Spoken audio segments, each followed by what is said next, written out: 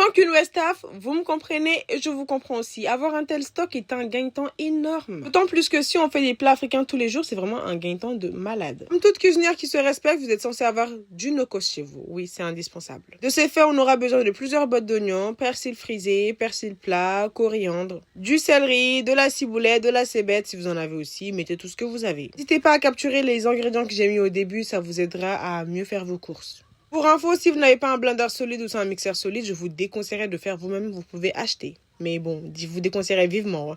Ce sont des trucs qui peuvent casser votre appareil très rapidement. Pour le céleri, vous découpez en plusieurs parties, c'est-à-dire que vous découpez la botte à part et le céleri à part, c'est-à-dire les feuilles de céleri à part. Du poireau, pareil pour le poireau, pour que ce soit plus efficace, je vous conseille de départager. J'ai mis des feuilles de basilic que vous allez venir détacher de la tige.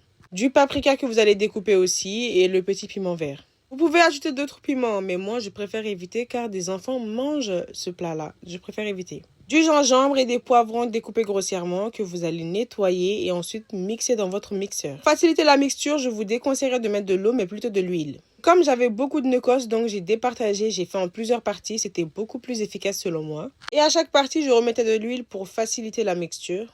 Et comme vous pouvez voir, mon robot est juste efficace. Et vous pouvez trouver ce robot partout en fait. Une fois cela fini, je mélange tout et je remets tout dans le mixeur en fait de nouveau. Et là par contre, je mets de l'huile et je fais attention à ce que ça ne coule pas de chaque côté. Il faut que la texture soit plus ou moins assez lisse. Une fois cela fini, vous allez venir mixer votre botte de céleri. Vous vérifiez la texture, si elle vous convient, vous retirez de votre mixeur et on passe à l'ail. Ah oui, je ne vous l'ai pas dit, mais il faut de l'ail. C'est super important. Moi, je préfère acheter de l'ail déjà épluché. Je n'aime pas éplucher. Si ma mère elle est là, c'est elle qui épluche. Mais si elle n'est pas là, j'achète de l'ail épluché. Une fois cela fini, vous allez juste venir mélanger votre ail avec le no-cost. Et pareil pour la botte de céleri, vous allez la mélanger avec le no-cost aussi. Étant donné que moi, je fais une partie no-cost sans ail, donc je départage. Je mets une partie qui ne contient pas d'ail et l'autre partie, je mets beaucoup d'ail.